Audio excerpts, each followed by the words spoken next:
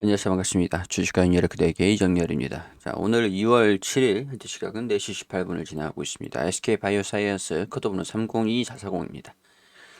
자, SK바이오사이언스 오늘 실적 발표를 했죠. 실적 발표를 했는데 오늘 뭐 외국인들이 장 초반에 매수를 하다가 5장에 들어서 매도하는 모습들을 보여줬고 약간 차익 실현 매물들이 강하게 좀 나왔던 것 같습니다. 통상적으로 실적 발표를 하게 되면 차익 실현 물량들이 뭐 하루 이틀 정도는 나올 수가 있습니다. 나올 수는 있는데 약간 시장의 우려감들이 반영을 하고 있었던 터라 이게 좀 장기적으로 매도세가 좀 나아줄지 그런 부분들을 뭐 포인트로 좀 지켜보시면 될 것 같아요.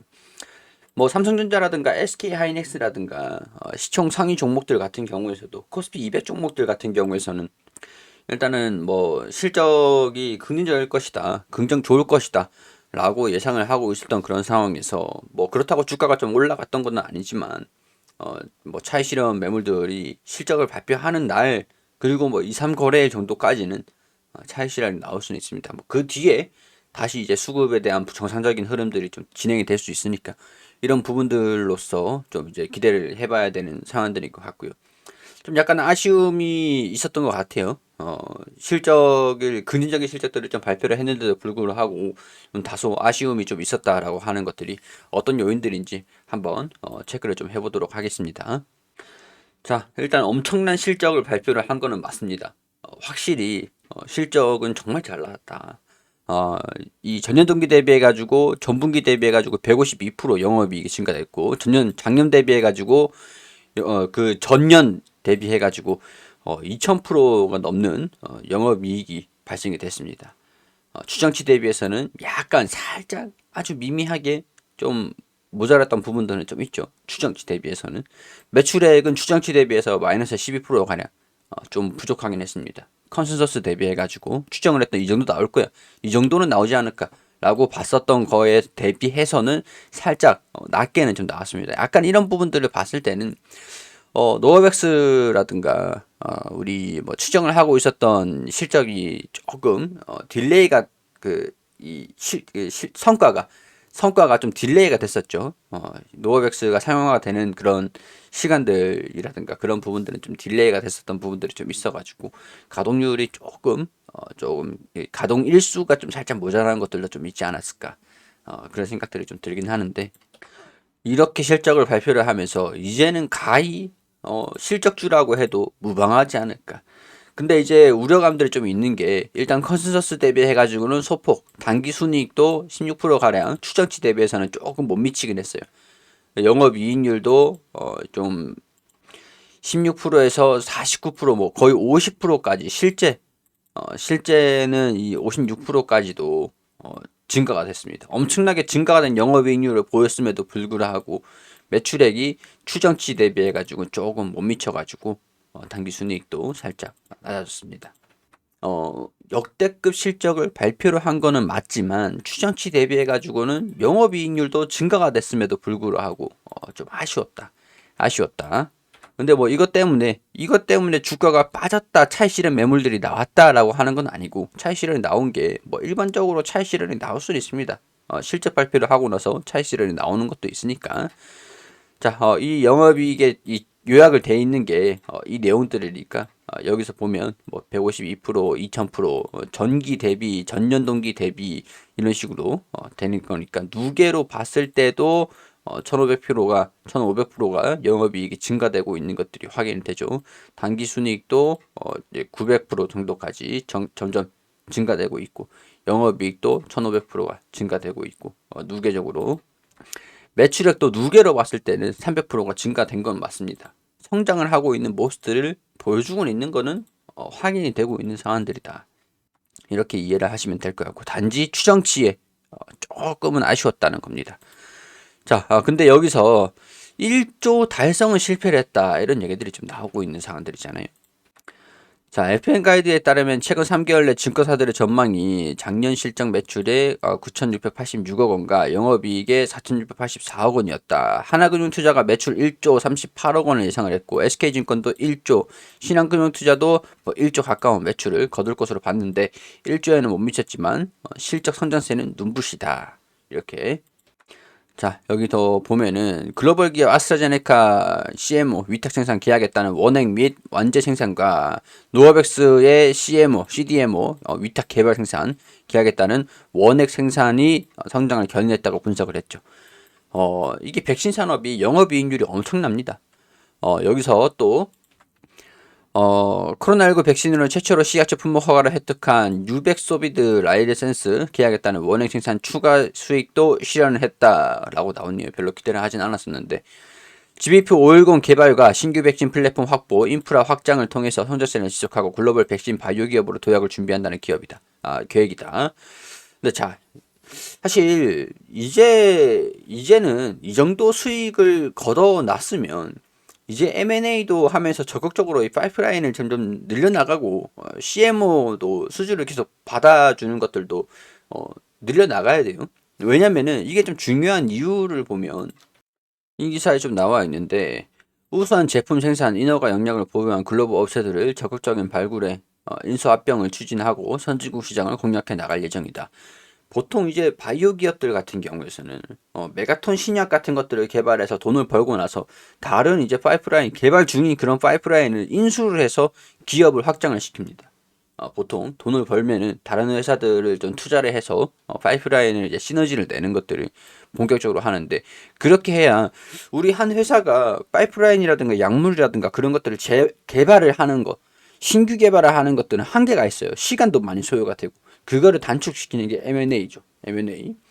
뭐 지금 앞으로 3천억 원 가량의 사업비를 투입해서 뭐 투자를 계속한다라는 내용들이 좀 있기 때문에 뭐 그런 부분들도 사업비도 이제 추가적으로 들린 만큼 성장하는 모습들도 계속 이어질 필요가 있다라는 것들인데 일단은 뭐 아무런 지금 상황에서 아무런 뭐 그 매출 M&A를 발표를 한 건 없습니다. 일단 없잖아요. 일단 아직까지는. 그렇기 때문에 그런 것들은 아직까지는 기대를 하기엔 좀 어려운 상황들이나 제약주 같은 경우에서는 바이오 종목들 같은 경우에서는 그게 좀 필수적으로 따라다니는 것들이다 라고 이해를 하시면 될 것 같고요. 지금 보면은 264억, 228억, 377억이 났다가 4,658억 원. 근데 뭐 1조는 못 미쳤어요. 4,684억 원 정도 추정치에 대한 부분들이 있는데 실적 발표를 한 것들을 보니까 여기 영업이익이 여기 누계를 보면 4,742억 원.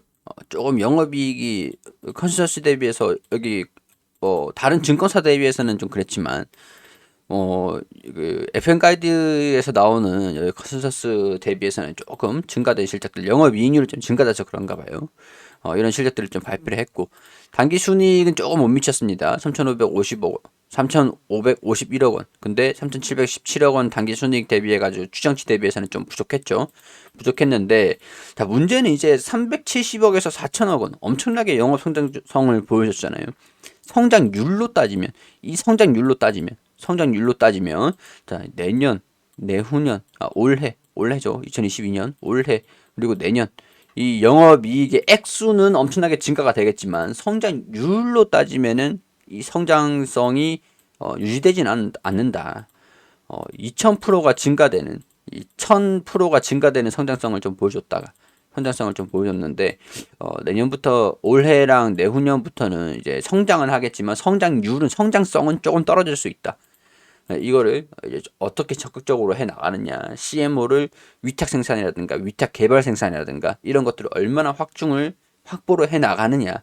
전략적인 부분들이 굉장히 중요하겠다. 그리고 이런 부분들이 영향을 좀 미칠 수가 있는 게 GDP510 자체 개발하고 있는 백신 그런 것들의 좀 성패가 성장성을 더 끌어올릴 수 있을 요인으로 작용을 할 수 있을까 그런 부분들이기 때문에 일단은 좀 빠른 시일 내로 뭐 자체상 백신 자체 개발하고 있는 백신을 허가를 좀 받는 게 좀 중요하겠죠.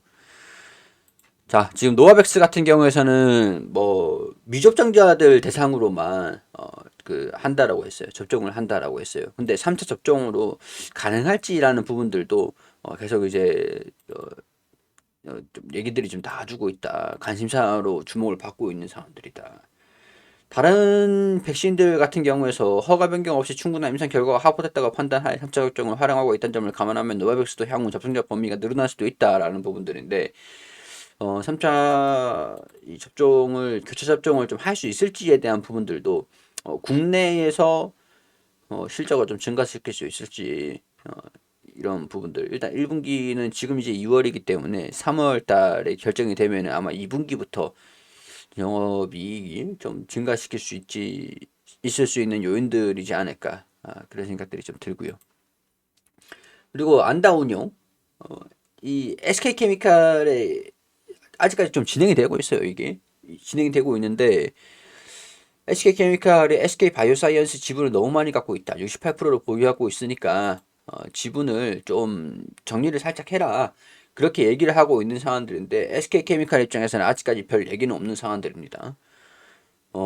그런 상황이기 때문에 일단 SK바이오사이언스 입장에서는 SK케미칼이 갑자기 어느 순간 뭐 사업이 잘 진행되고 있음에도 불구하고 갑작스럽게 블록딜을 진행하겠다라고 발표를 할 수도 있는 상황들이라서 그걸 지금 경계를 하고 있는 상황들이라고 할 수 있겠죠. 만약에 SK케미칼이 지분을 어느 정도 한 14% 정도 이게 68%니까 18% 정도 50%만 남기고 나머지는 정리를 하겠다라고 얘기를 하면은 18% 가량이에요. 그렇기 때문에 이걸 갑자기 매도를 한다라고 하면은 분명히 블록딜이기 때문에 물량도 상당하죠. 여기에 따른 우려감들 충분히 반영이 될 수도 있기 때문에 약간 성장성이 좀 꺾인다.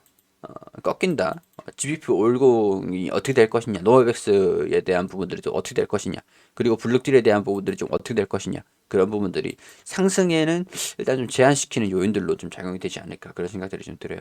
SK케미칼에 그냥 블록딜 지분 매도 안 하겠다. 차라리 주주들한테 주주환원 정책들을 좀 더 강화시키겠다. 그런 식으로 차라리 얘기를 하는 게 낫겠고요. GBP510도 빠른 시일 내에 허가를 받는 게 중요하겠죠. 그리고 노아백스 같은 경우에서도 교차 접종이 가능한 그런 상황들이 진행이 되는 게 훨씬 긍정적으로 작용이 좀 될 수 있겠다. 이렇게 정리를 좀 해드릴 수 있을 것 같습니다. 자, 실적에 대한 부분들 실적 발표가 긍정적으로 나왔습니다. 나왔음에도 성장성에 대한 부분들 조금 있고 이 차익 실현 매물들 실적 발표를 하면 차익 실현 매물들이 좀 나온다라고 했죠. 전반적으로 이렇게 정리를 좀 해드릴 수 있는 상황인 것 같아요. 딱 거기까지만 추가적으로 뭐 어떻게 진행이 될 것이다 라는 부분들은 뭐 아직까지 확인된 게 없으니까 딱 거기까지만 여기까지만 정리를 해가지고 보시면 좋을 것 같습니다. 자, 투자에 대한 판단은 여러분들이 해주시길 당부드리고요. 개인적인 의견들을 말씀을 드렸던 것들이니까 단순히 그냥 참고만 해주셔가지고 봐주시면 감사드리도록 하겠습니다. 도움 되셨다면 구독과 좋아요 부탁드릴 수 있도록 할게요.